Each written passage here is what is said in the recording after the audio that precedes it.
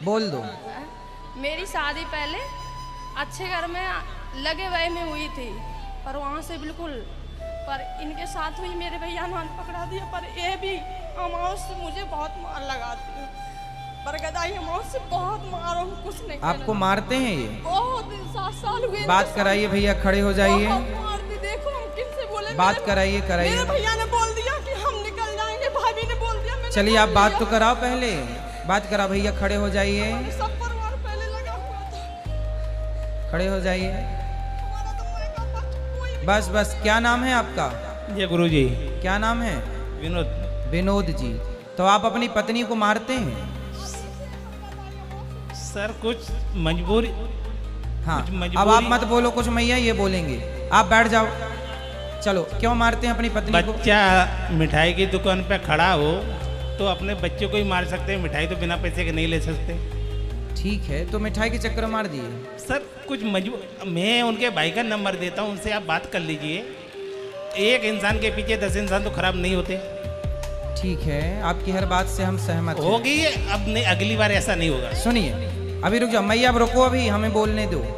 सुनो, देखो, पत्नी जो होती है ना, लक्ष्मी होती है। पत्नी को मारना मतलब लक्ष्मी को मारना। सर मैं समझता हूँ, बहुत हमारे महाभारत में एक कथा है कि भीष्म पितामह के सामने शिखंडी आके खड़ा हो गया। तो भीष्म पितामह ने अपने धनुष बाण रख दिए, इसलिए कि मैं कभी किसी स्त्री पर हाथ नहीं उठाऊंगा। पितामह जैसे लोग, हमारा भारत साक्षी रहा इस बात का, हमारा सनातन धर्म साक्षी रहा कि हम भारत के लोगों ने कभी स्त्रियों पर हाथ नहीं उठाया। गुरुजी मैं आपके पास गोधरा आने वाला था। मैं अहमदाबाद गुजरात गांधीनगर रहता हूँ। उस टाइम मेरी 4-5 दिन पहले की बात है, आपकी कथा पूरी हो रही थी।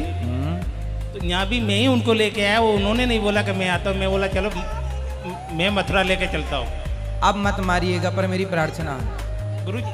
हाँ, आप चुप रहो मेरी माँ, आप थोड़ा चुप रहो। उनके भाई को मैं लेके आऊँगा, वो बोले 4-5 दिन के, तो उनसे आप बात करना। तो उनसे क्या बात करेंगे हम? अब उनको भरोसा नहीं है तो क्या करें? आप पर भरोसा नहीं करती है। अभी मैं आपसे बात कर लूंगा, पहले इनसे तो कर लेने दो। अब चुप होके बैठ जाइए, आप बैठो, पहले बैठ जाओ अपनी जगह पर।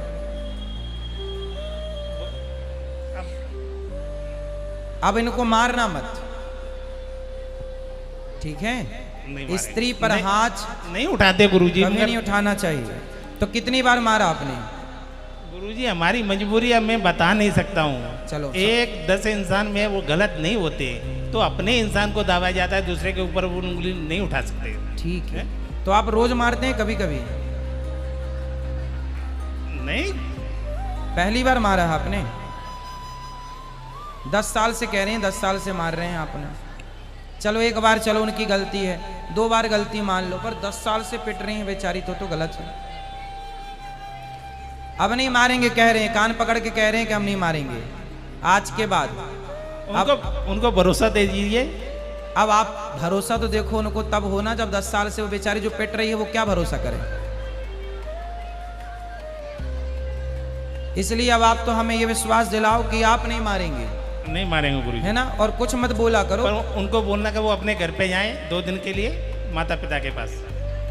तो आप उनको मायके भेजना चाहते हैं? लेके जाएंगे और लेके आएंगे। तो आप मायके लेके जाएंगे फिर लेके आ जाएंगे। हाँ। तो मायके क्यों भेजना है? लेके जाएंगे, उनके पापा की तबीयत खराब है। अच्छा। मेरी आज भी बात हुई है, तो बोल रही हम नहीं आएंगे, डर के मारी छोड़ आओगे। ऐसा थोड़ी होता है छोड़ के आएंगे। नहीं, क्यों छोड़ आएंगे? छोड़ आए तो आ जाना, क्या दिक्कत है? पूछो तो सही। अरे हम क्या पूछे, वो बता ही नहीं रहे हैं कुछ। आपने इतना मारा, बेचारी डिप्रेशन में है। सर गुरुजी बस चलो अब ना मारना, बस मेरी प्रार्थना। सारे तीर्थ धाम आपके चरणों में, हे गुरुदेव प्रणाम आपके चरणों में। जन्म के दाता मात पिता है, आप कर्म के दाता है। आप मिलाते हैं ईश्वर से, आप ही भाग्य विधाता है। दुखिया मन को, रोगी मन को मिलता है आराम आपके चरणों में। हे गुरुदेव प्रणाम आपके चरणों में। खुश रहिए। गुरुदेव मेरा एक प्रश्न है, हाँ मेरा जी। एक प्रश्न है। बोलिए। मैं भारत विकास परिषद से जुड़ी हुई हूँ 10 साल से लगभग। तो उसमें ना सभी दानों को महादान बताया गया है। हाँ, तो उसमें एक देह दान भी है। मैं उसके विषय में जानना जल्दी चाहती हूँ। बोलिए क्या जानना है उसके वो विषय। मतलब बहुत लोग उसमें कर रहे हैं, तो वो कितना उचित है उसके विषय जल्दी में कर लो, बताइए बैठ जाओ। आप। अभी बैठो बेटा, कथा के बाद मिल लेना। और कौन है? हाँ, ले आओ, जल्दी ले आओ। अभी बैठो, अभी लेके बैठो, अभी अभी बात कर लें, फिर आपसे मिलते हैं। यहाँ बिठा लो जब तक। तो देह दान में क्या पूछना है आपको?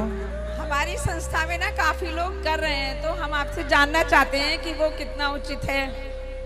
देह दान कोई भी करे, पर ये याद रखो कि जब आपकी मृत्यु हो जी तो आप अपनी आंखें, किडनी इत्यादि दान कर सकते हैं, पर शरीर के कुछ हिस्से का जी। अंतिम संस्कार जरूर होना चाहिए, क्योंकि अंतिम संस्कार जिस दिन होता है उसी दिन से 13 दिन की गिनती चालू होती है, फिर 13 होती है, उस हिसाब से आगे का प्रोसेस होता है। जी गुरुदेव। तो वो शरीर के कुछ अंगों का, कुछ हिस्सों का यदि आप दान कर रहे हैं तो कुछ हिस्से तो अंतिम संस्कार के लिए बचा के जो विधान है जी वो जरूरी है।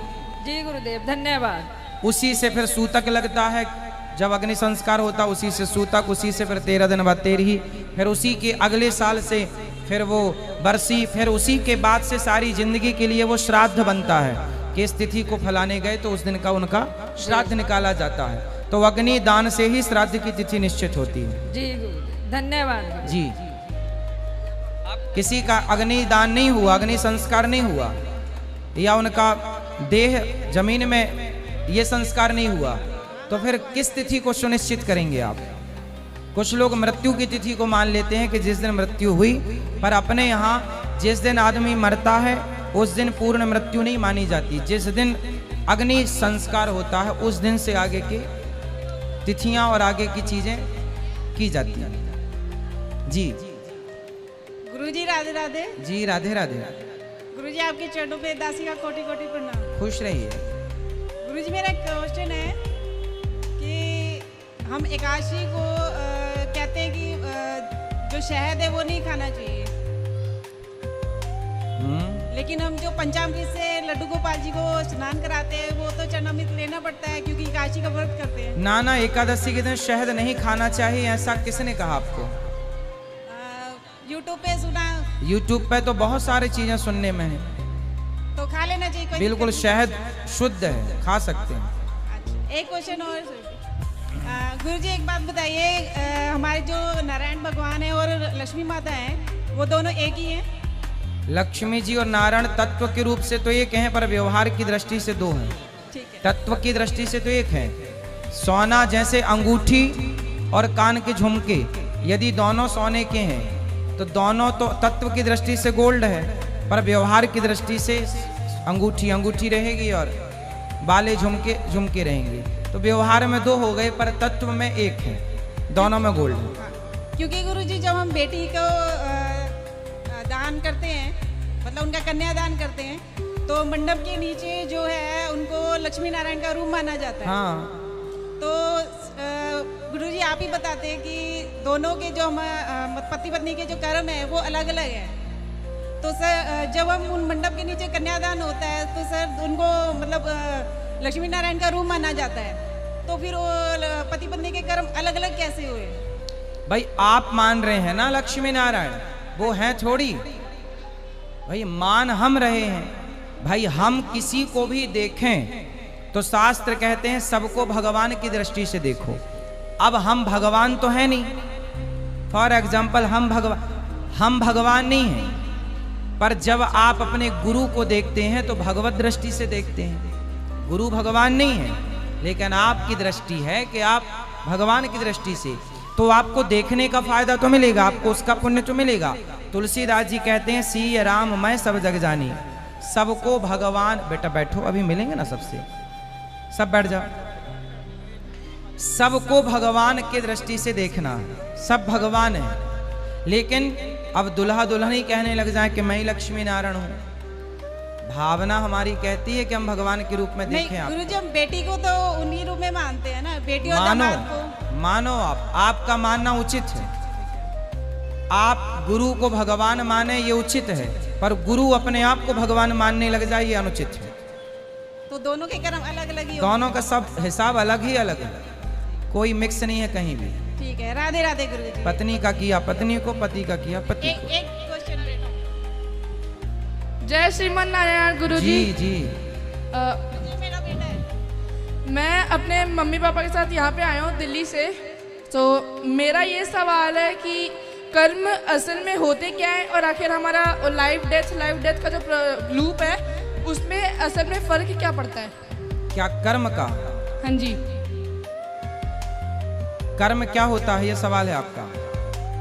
कर्म क्या होता है और आखिर उसका हमारे जो पुनरपि मननम उसमें फर्क क्या पड़ता है असल में? हमारे कर्म से ही हमारा अगला जन्म तय होगा, हमारे कर्म से ही हमारा उसके बाद का जन्म तय होगा। हम अच्छा कर्म करेंगे तो हम स्वर्ग के राजा भी बन सकते हैं, हम गलत कर्म करेंगे तो हम नरक के भागीदार भी बन सकते हैं। हम अच्छा कर्म करेंगे तो मोक्ष भी प्राप्त हो सकता है, बुरे कर्म करेंगे तो दुर्गति भी हो सकती है। दुर्योधन ने बुरे कर्म किए तो आज तक कोई दुर्योधन नाम का बेटा नहीं है, किसी बाप का नाम रखते ही नहीं है। पांडवों ने अच्छे कर्म किए तो अर्जुन बहुत मिल जाएंगे आपको। राम ने अच्छे कर्म किए तो भगवान है वो। यदि बुरे कर्म रावण ने किया तो गली गली पुतले। तो राम और रावण दोनों ने कर्म ही किए हैं और उनके कर्म से एक भगवान हो गए, एक के कर्म से वो रावण हो गया। तो कर्म आपको श्रेष्ठ बनाता है हर समय। आप जन्म और मृत्यु के चक्र से भी बचना चाहें, पुनरपि जननम पुनरपि मरणम के, तो कर्म ही बचाएगा। भगवान की भक्ति भी एक कर्म है, तो वो कर्म आपको जन्म और मृत्यु से बचाएगा।